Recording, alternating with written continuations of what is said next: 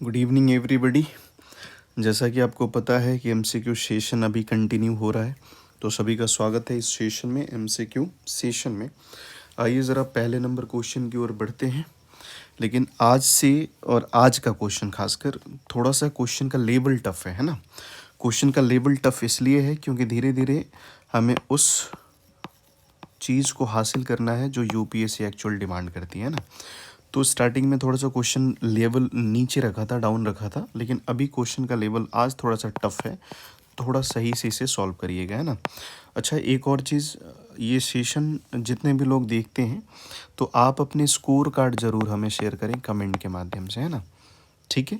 जैसे आपने मान लो कि आज के सेशन में टोटल 10 क्वेश्चन है, तो आपके कितने आए, ऑनेस्टली आपके कितने आए, 6 आए आउट ऑफ 10 आए, 8 आउट ऑफ 10 आए, ऐसे करके आप मुझे मेंशन करें।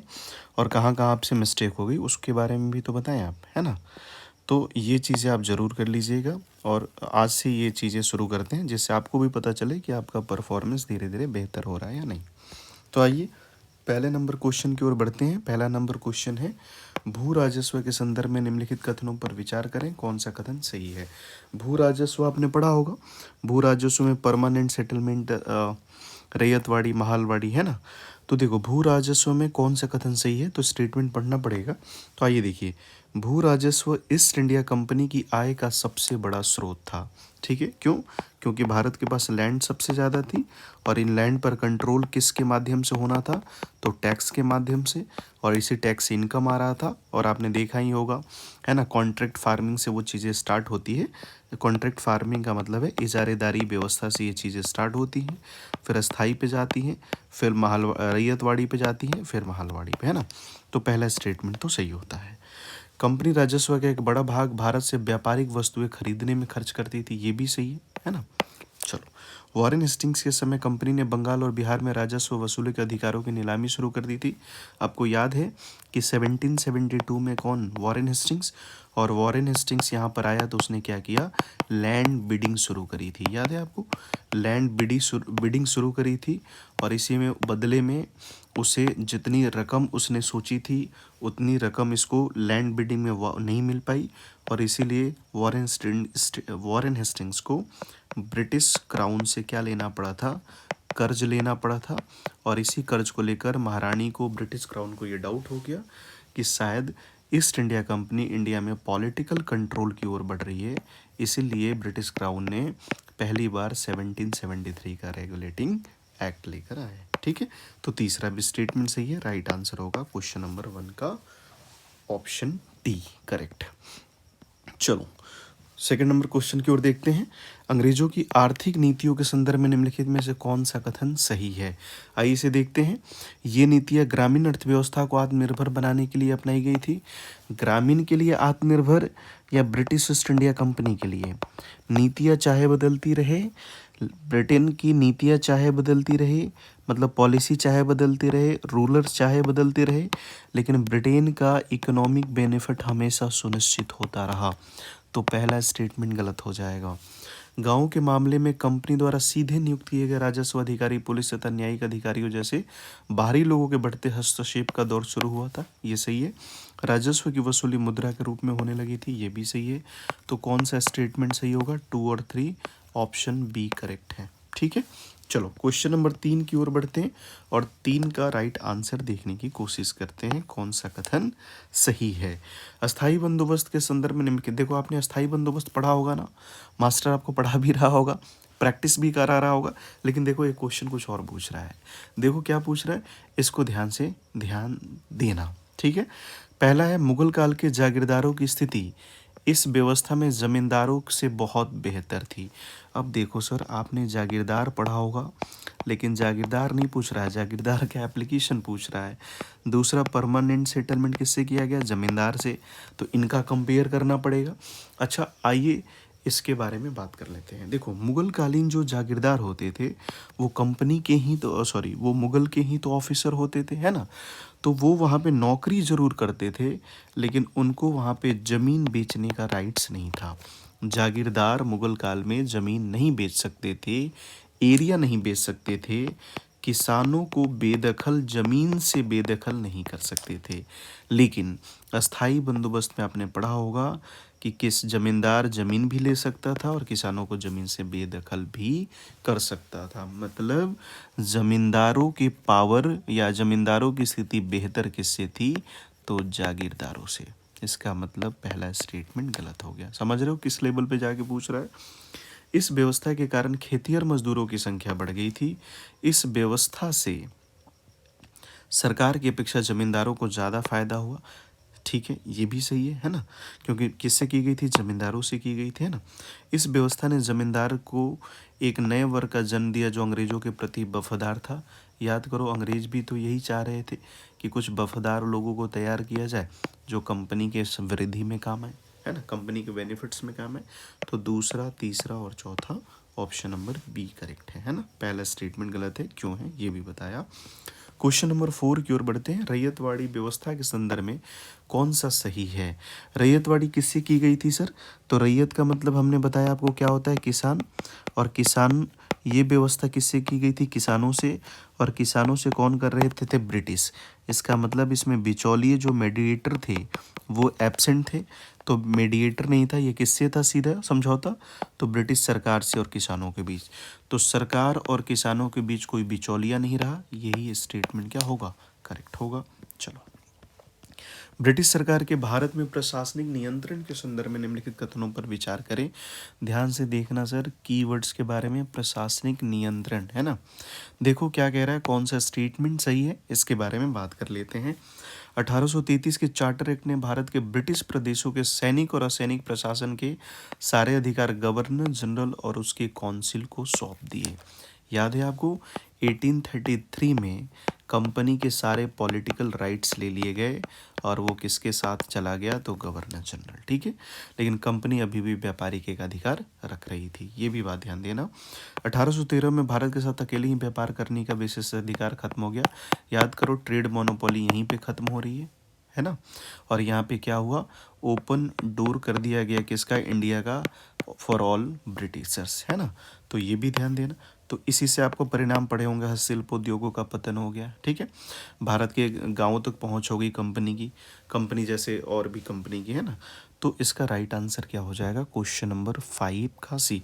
अच्छा, ये उनको नहीं समझ में आएगा आज का सेशन जिन्होंने कभी ठीक से नहीं पढ़ा है, या जिन्होंने पढ़ा भी है, फैक्चुअल पढ़ा है, या जिन्होंने थोड़ा मतलब सेल्फ स्टडी की है, उनको भी शायद समझ में आए, है ना। तो जिन्होंने ठीक से पढ़ा होगा उन्हीं को ये आज का सेशन समझ में आएगा। आप ज़रूर बताना, है ना। पिट्स इंडिया एक्ट 1784 के संदर्भ में निम्न कथनों पर विचार करें और कौन सा सही है। देखो इसका राइट आंसर क्या है, उस समय विलियम पिट ब्रिटेन का प्रधानमंत्री था। ठीक है, दूसरा ध्यान देना, पिट्स इंडिया एक्ट की धारा में कहा गया कि अंग्रेज अब नए इलाके नहीं जीतेंगे। देखो कहा तो गया, लेकिन इन्होंने माना थोड़ी। ये क्या करते गए सर, ये तो क्षेत्र विस्तार करते गए। क्षेत्र विस्तार इसलिए कर रहे थे क्योंकि ब्रिटिश आर्थिक नीति की पूर्ति हो रही थी, या सॉरी, आर्थिक हितों की पूर्ति के लिए ज़रूरी था, और आर्थिक हितों की पूर्ति के लिए क्षेत्र विस्तार किया जा रहा था। जैसे आप कहते तो है, वादा करते तो हो, लेकिन वो निभाते नहीं हो कि आज से पढ़ूंगा, लेकिन वो आज आया नहीं, है ना। तो ये दूसरा भी सही है। अच्छा, यहीं पर आपने ये भी सुना होगा, क्षेत्र विस्तार करना था, ब्रिटिश आर्थिक हितों की पूर्ति करनी थी, तभी तो उन्होंने क्या करा सर, तभी उन्होंने क्या करा, तो भारत पर 2 मालिक बना दिए उन्होंने, एक कंपनी हो गई और एक ब्रिटिश क्राउन द्वारा नियुक्त हो गया। समझ रहे हो, तो ये भी ध्यान देना है। Right answer option number C. इसको सुमेलित करना है, क्वेश्चन नंबर 7 का राइट आंसर क्या होगा, इसको देखो। कंपनी का भारत के व्यापार पर एकाधिकार समाप्त कब हो गया सर, 1813 में, तो ए का 4 हो जाएगा। कलकत्ता में पुलिस सुपरिटेंडेंट की नियुक्ति कब की गई, तो सर ये हो जाएगा 1791 में, इसका 2 होगा। सुप्रीम कोर्ट की स्थापना आपने पढ़ी होगी, ये क्या हो जाएगा 1774, इसका मीनिंग 3 होगा। कंपनी का चीन के व्यापार का एकाधिकार समाप्ति कब हो जाएगा, 1833। तो हमारे पास आंसर आ गया 4 2 3 1, 4 2 3 1। हम अगर एक भी फाइंड आउट करते तो आंसर मिल जाता। ठीक है सर, चलो। रेगुलेटिंग एक्ट के संदर्भ में निम्न कथनों पर विचार करें और कौन सा कथन सही है, इसका राइट आंसर बताना है। देखो, भारत के मामलों में ब्रिटिश सरकार का यह पहला सीधा हस्तक्षेप था। याद करो, हमने बताया ना कि कंपनी के कार्यों पर जब ब्रिटिश क्राउन को डाउट हुआ तो उन्होंने क्या किया, कंपनी को रेगुलेट करने के लिए उसने रेगुलेटिंग एक्ट लाया। और किसको रेगुलेट करना था, तो रेगुलेट द पावर। और वो इंडिया में कौन पावर थे सर, तो ब्रिटिश ईस्ट इंडिया कंपनी। मतलब किसको रेगुलेट करने का काम किया जा रहा है, British east India company. Regulate का करने का मतलब सीधा हस्तक्षेप। पहला स्टेटमेंट सही है, ठीक है। दूसरा देखो क्या कह रहा है, क्वेश्चन दूसरा है, बंगाल के गवर्नर को कंपनी के सभी भारतीय क्षेत्रों का गवर्नर जनरल बना दिया गया।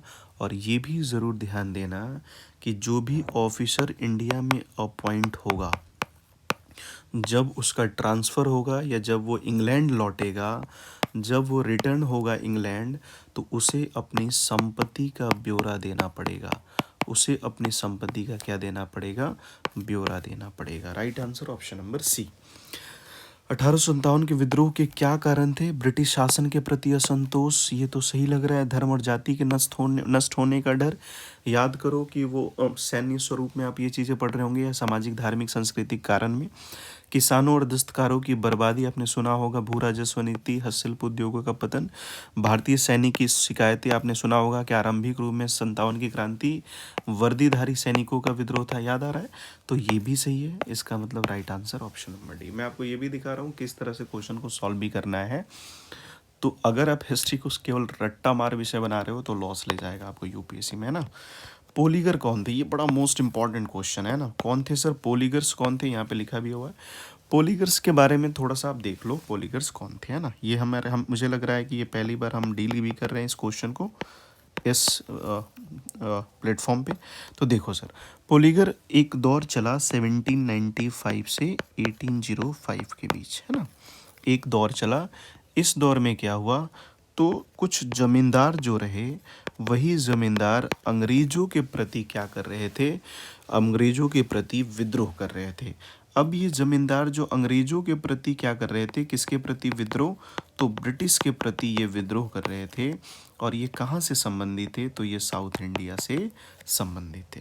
अच्छा, इन जमींदारों को साउथ इंडिया में क्या कहा जाता था, तो इनके बारे में आपने एक नाम वर्ड सुना होगा, मुरुद कहा जाता था। इन्हें मुरुद कहा जाएगा, इन्हें पार्डियन कहा जाता था, है ना। इन्हें पाइचे राजा कहा जाता था, पाइचे राजा, है ना। तो ये इनके नाम हैं। तो इसमें देख लो, दक्षिण भारत कहीं है, दक्षिण भारत के व्यापारी तो नहीं होंगे यहाँ पे। दक्षिण भारत में अंग्रेजों के खिलाफ विद्रोह करने वाले जमींदार, ऑप्शन क्या हो जाएगा, ए हो जाएगा। तो आज के सेशन में टोटल 10 क्वेश्चन ही हमने इंक्लूड करा था, और आज थोड़ा सा जानबूझ के लेवल टफ रखा था। तो आप हमें ज़रूर बताइएगा क्या ऐसे क्वेश्चन को कंटिन्यू करें, और 10 क्वेश्चन में आपके कितने सही हुए ये आप ज़रूर कमेंट करके बताएं। देखो 10, 12, 15, 20 कमेंट करोगे तो उसमें कोई बेनिफिट नहीं है, है ना।